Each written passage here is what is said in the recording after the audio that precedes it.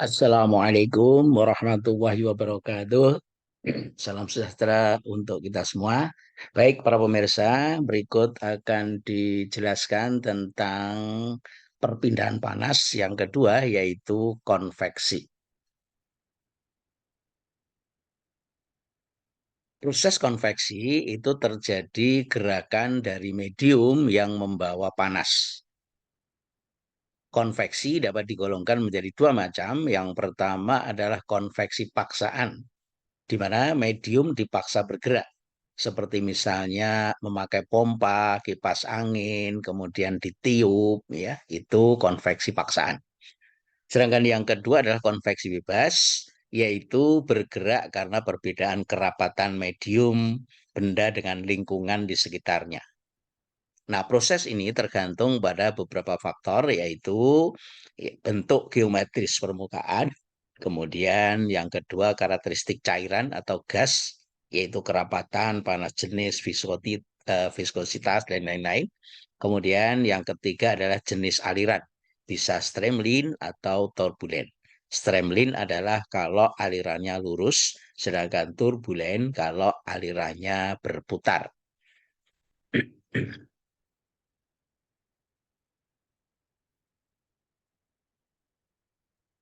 Nah, kemudian arus konveksi didefinisikan sebagai panas melalui luasan persatuan waktu yang dituliskan H sama dengan delta Q per delta T sama dengan H kecil kali A kali T1 min T2 persamaan 48. Di mana A adalah luas penampang permukaan kontak, kemudian T1 dan T2 masing-masing adalah temperatur benda dan lingkungan di mana benda berada. Sedangkan H adalah koefisien konveksi yang didefinisikan sebagai panas yang hilang atau didapat oleh permukaan persatuan luas, persatuan waktu per derajat perubahan suhu. Jadi satuan dari koefisien konveksi H adalah kalori per detik sentimeter kuadrat derajat Celcius kalau menggunakan sistem satuan SI CGS. Nah, nilai H ini ditentukan secara eksperimen dalam kondisi tertentu atau secara empirik karena secara teoritis sulit diperoleh. Nanti akan kita lihat secara keseluruhan. Nah, koefisien konveksi itu tergantung dari posisi dan konfigurasi benda, dibagi menjadi 4. Yang pertama adalah plat horizontal menghadap ke atas, yang kedua plat horizontal menghadap ke bawah, kemudian yang ketiga plat posisi vertikal, dan yang keempat adalah silinder vertikal atau horizontal. Kita akan lihat untuk yang pertama, yaitu plat horizontal menghadap ke atas.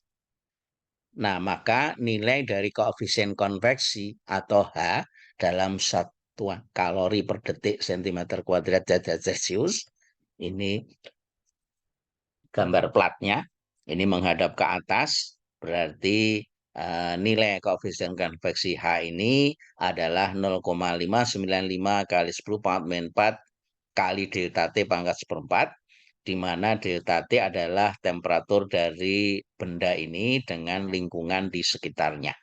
Nah, sedangkan arah vektor ini menggambarkan arah dari proses konveksi pada plat yang menghadap ke atas.